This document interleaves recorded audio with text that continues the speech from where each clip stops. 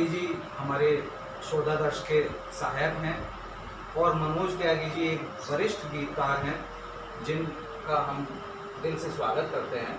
मनोज जी, हमारे दर्शक आपके इंतज़ार में हैं और आपसे बहुत सारी बातें होंगी। क्यों आलोक जी? बिल्कुल। आप गीत लिखते हैं और कहानियाँ भी लिखते हैं, तमाम बातें लिखते हैं, लेकिन आज बात करेंगे हम सिर्फ और सिर्फ इनके गीत पर, मतलब काव्य। बिल्कुल सही बात है। तो हमारे दर्शकों आपका भी स्वागत है और हमारे मेहमान गीतकार श्री मनोज त्यागी जी का भी स्वागत है। तो आलोक जी, मनोज जी गांव से आते हैं। बिल्कुल। लालपुर गांव है इनका, नजीबुआ तहसील अंतर्गत। तो जाहिर सी बात है, गांव की चीज़ें तो इनके गीतों में आती ही होंगी। तो आप मेरे ख्याल से बात कीजिए, आप गांव को भी जानते हैं और मनोज त्यागी जी को भी अच्छी तरह से जानते हैं, तो आप बहुत अच्छी बात करेंगे। बिल्कुल। देखिए श्रोताओं, गीत हो, कहानी हो, उपन्यास हो, कोई भी साहित्य की बात हो, उसमें गांव हो या शहर हो, जब आत्मीयता आती है तो एक अलग ही साहित्य हुआ कराता है। और जैसा कि मैंने इनके गीतों को पढ़ा है, सुना है, तो वही चीज़ इसमें झलकती भी है। तो विशेष रूप से हम बात ये करना चाहेंगे कि आपको जो गीत लिखने की प्रेरणा है वो कहाँ से मिली? मैं प्रकृति से जुड़ा हुआ व्यक्ति हूँ और जब प्रकृति में सुबह सुबह के पंछी बोलते हैं, चिड़िया चहचहाती है जी। तो गीत अपने आप खुल जाता है। वाह, सही बात। तो देखिए, मैंने आपका एक गीत सुना था और मुझे भी याद आ रहा है कि आपने कहा था कि एक पत्ता हरा रहने दिया, इस तरह का उसमें जिक्र था, पत्ते का जिक्र था। तो जाहिर सी बात है कि आप प्रकृति को अपने सामने देखा होगा या कोई घटना आपके सामने हुई होगी। हाँ, वो ऐसा हुआ था कि मैंने एक अमरख का पेड़ लगाया था और वो पेड़ जो था वो मतलब धूप के तेज थी कि वो सूख गया था, सूखने को था, उसको 2-3 पत्ते हरे रह गए। अच्छा। तो उसको मुझे ऐसा एकदम से अंदर से उठा, तो मैंने उसके ऊपर लिखा कि धूप ने कल के लिए ये मशगला रहने दिया। जी। वाह। धूप ने कल के लिए ये मशगला रहने दिया और पेड़ के हाथ में पत्ता हरा। क्योंकि धूप का काम सुखाना है, उसका एक मशगला है सुखाने का, लेकिन उसने कहा चल आज नहीं मैं कल भी सुखा। तो ये मुझे वहाँ से उठाया मैंने। बिल्कुल सही बात आपने की। देखिए, प्रकृति का जो निरंतर कार्य है जो उसको बहुत अच्छा आपने शब्दों में बिल्कुल सही बात कही है। और देखिए, कई गीतों में आपके जिक्र आया, वर्षा का जिक्र आया, खास तौर से जो इंद्रधनुष है उसका आपने बहुत अच्छा वर्णन किया है। हाँ, उसका तो ये हुआ कि शाम का वक्त था, बादल जो थे वो पीछे पश्चिम में जो है बादल खिले हुए थे, हल्की हल्की बूंद पड़ रही थी। हल्की बूंद जो है वो हर बूंद प्रिज्म बन जाती है जी, प्रिज्म बन जाती है। और जो वो प्रिज्म बन जाती है तो उसके अंदर से किरण जो पास होती है वो 7 रंगों में बढ़ जाती है। बिल्कुल साइंस का सिद्धांत है। तो उसका जो है मैंने उसको वहाँ पर जो उसको लिखाया, तो उसमें जो है धूप से मिलकर बूंदों ने जब दर्पण को साकार किया, धूप से मिलकर बूंदों ने जब दर्पण को साकार किया, 7 रंगों से इंद्रधनुष ने तब जाकर आकार लिया। और इसको फिर मैंने मानव मन से जोड़ा, ऐसा ही कुछ घट जाता जब अखियों के विराग क्षितिज पर वही स्वयं पीड़ा में संगी रहता। क्या बात है आलोक जी, ये तो वाकई। हाँ, जीवन भर तड़पाए पल पल मत बांधो ऐसे बंधन, आज धरा के अधूपल में लोगों की छाया के चुंबन। ये मेरा गीत जो है सर पूरा साइंटिफिक इवेंट के ऊपर आती है। मुख्य रूप से क्या काम करते हैं? मैं खेती करता हूँ। तो बहुत अच्छी बात है। कुछ ऐसी घटनाएं भी होंगी, कभी ट्रैक्टर चला रहे होंगे, चला रहे होंगे। वो तो उसमें क्या हुआ कि एक बार मैं ट्रैक्टर जो है गन्ना भर के ले जा रहा था और गीत की लाइन मेरे भूल रही थी। अब लाइन भूल रही थी मेरे मन में, तो मैं भूल गया सामने गड्ढा भी है, ट्रैक्टर पलट गया और बचे समझ लो तुम बड़ी मुश्किल जान बची। तो वो मेरी पत्नी बोली कि भाई कम से कम ट्रैक्टर चलाते हो तो होश में रह करो तुम। तो उसके बाद में यादें हैं। हाँ बिल्कुल। और ये याद मैं आपसे और शेयर करना चाहूँगा कि मैं पत्नी के साथ में जा रहा था अपनी ससुराल से, तो वो एक गांव पड़ता है सल्दापुर, तो उसमें दीपावली से अगले दिन सुबह में जब मैं गुजरा तो कम से कम वहाँ 1000 दिए दोनों तरफ बुझे हुए रखे थे। अच्छा। तो पहली बार मुझे ऐसा लगा कि सड़क के किनारे दिए वो भी, तो फिर एक सामने बुजुर्ग बैठे थे, मैंने उनसे बात करी, उन्होंने ऐसा लगा ये गाँव में इसमें हिंदू बहुत कम रहते हैं, इसमें मुस्लिम ज़्यादा रहते हैं, लेकिन हमने सबने मिलकर 20-20 दिए इस पर रखे।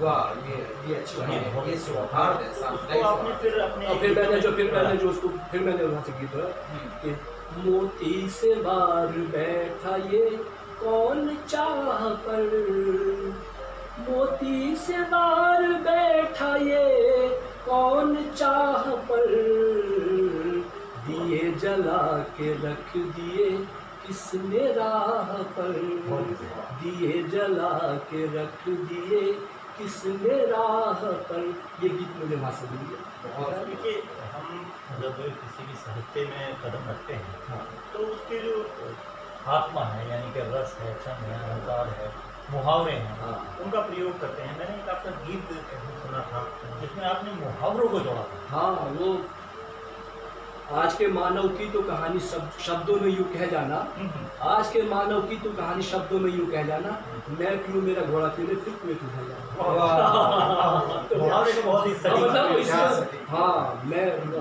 आज के मानव की तो कहानी शब्दों में यूँ कह जाना, मैं पीऊँ मेरा घोड़ा पीने फिर कुएं तू है जाना। तो मतलब ये है कि मानव का उसका जो मैंने इसमें जितने भी मेरे 4 बंदे इसमें हर उसमें जो है लाइन में मुहावरा है।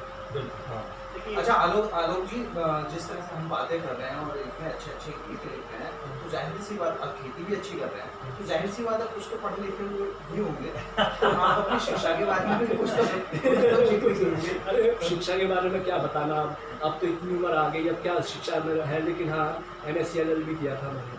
तो वो तो ये अलग बात थी कि वो जमाना मतलब विज्ञान वर्ग से पढ़ने के बाद आपने हाँ, उसमें- बड़ी उसी बात तो- है कि आपने कृषि संभाली इसलिए- और हिंदी साहित्य की आपसे बात और है। इसीलिए तो मैंने जो उसमें इवेंट जो फिजिकल इवेंट तो किया, तो फिजिक्स का मैं स्टूडेंट रहा, तो इसलिए मैं क्या हाँ लेकिन जब भी कोई प्रोफेशन चुनता है, चाहे गीतकार हो, हाँ तो उसका कोई ना कोई एक आइडियल होता है। हाँ। तो आप इसको अपना आदर्श मानते हैं कभी ये गीत के लिए? देखिए आदर्श तो ये कि हमारे परिवार के दुष्यंत कुमार हमारे परिवार से जुड़े हुए थे, मैं उन्हें अपना आदर्श मानता हूँ। और उससे पहले मैं साहिब लुधियानवी और फैज़ अहमद फैज़। अच्छा, लेकिन आमतौर पर ये लोग वो गीत के लिए उतना नहीं जानते, हाँ तो फिर गीत की प्रेरणा को कहाँ? हाँ, वो गीत की प्रेरणा मुझे रावत त्यागी से। अच्छा, रावत त्यागी को जो है मैंने बचपन से पढ़ा भी है, देखा भी है, उनको जाना भी है, तो वो मुझे गीत की प्रेरणा मुझे रावत त्यागी। बिल्कुल जी। और ये तो आपने बहुत अच्छी बात की कि गाँव में आप रहते हैं, हाँ तो गाँव से जुड़ी हुई यादों का कोई गीत? हाँ, वो तो मैंने जो है गाँव के ऊपर तो बहुत गीत लिखे हैं।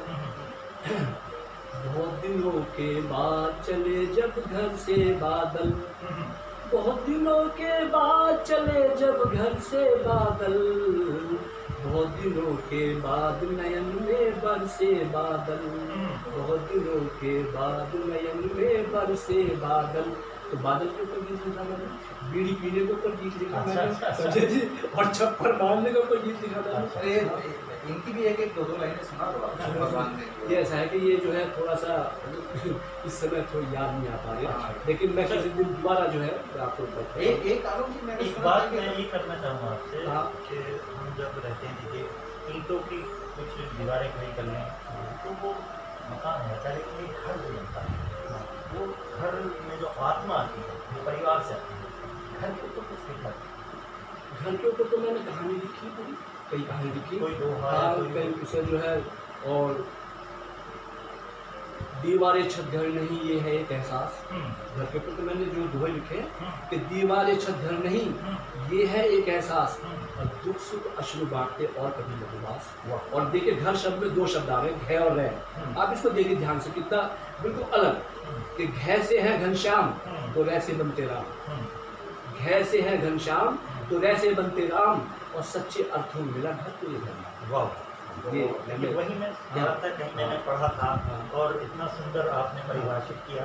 एक और मुझे हल्की सी याद आ रही है, क्योंकि मैंने कई मंचों पे आपको सुना है कि गांव में पंघट हुआ करता था और कुएं पे पानी भरा करती थी, उसको भी आपने बड़े सुंदर तरीके से परिभाषित किया। हाँ, मैंने तो उसमें तो लिखा था मैंने, हाँ, तो उसमें जो है पंघट जो है वो पंघट 4 शब्दों में जो मैंने उसको लिखा था, तो मैं उस समय इसमें तो उसके एक दूसरे एक और मैं बताता हूँ इसमें कि मैंने लिखा था उसमें, जैसे किसान के लिए और उसके लिए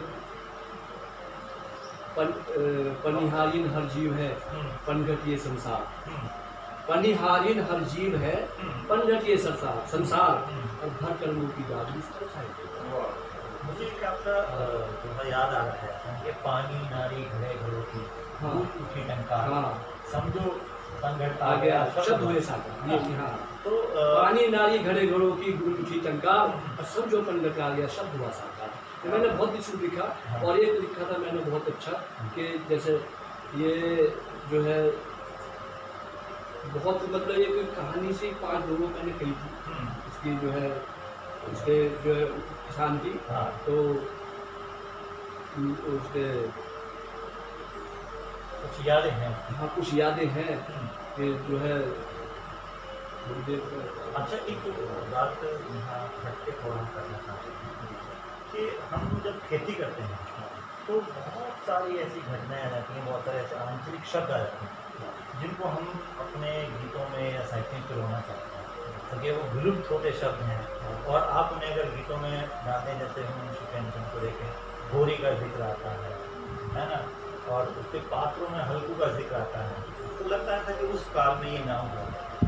कुछ ऐसी चीज़ें आपने जो गाँव के लिए प्रयोग करी? हाँ गाँव की तो मैंने उसमें गीतों में बहुत यूज़ किया है, मैंने हल्का भी यूज़ किया है और उसका जो है उसका खादी का भी यूज़ किया है हाँ।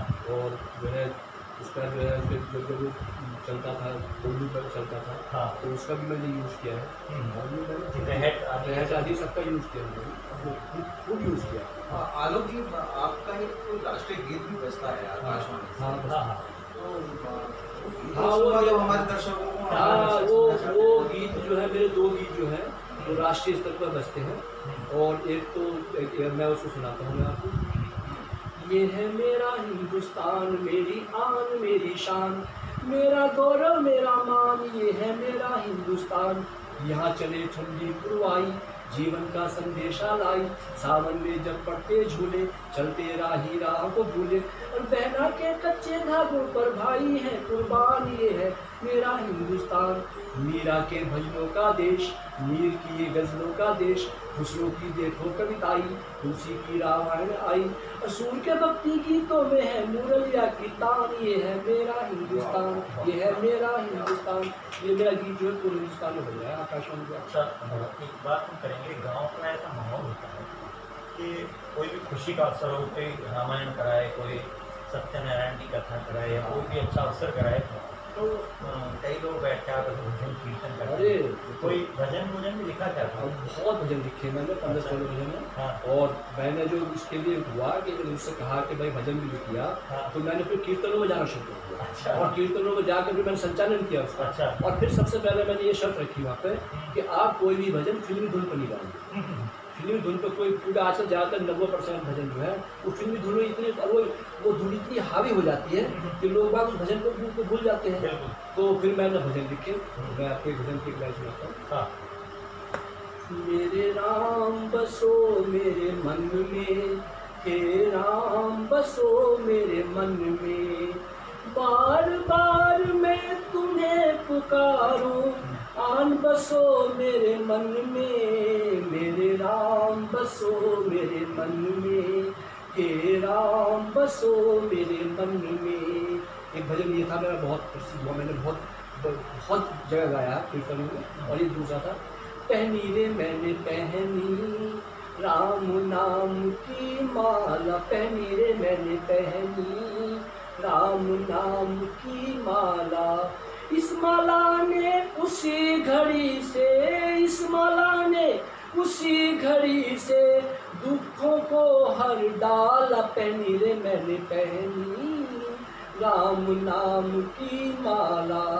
तो मैंने बहुत भजन लिखे मैंने। बिल्कुल आपको साहित्य में बहुत कुछ दिया और आपने भी साहित्य में बहुत कुछ दिया, लेकिन इसके चलते फिर भी कुछ ऐसे दर्द, ऐसी कमियाँ, ऐसी वो आवश्यकताएं जिन्हें आप महसूस करते हैं या जो सोच रहे हैं कि ये और मेरे जीवन में हो जाए? हाँ, सबसे बड़ी बात यह है कि भाई मैं चाहता था मेरी 3 किताबों में तो कुछ गीत आए, हाँ, सम्मिलित हुए, उन्होंने जैसे 10-10, 12-12 गीत होते हैं तो मेरे आए उसमें।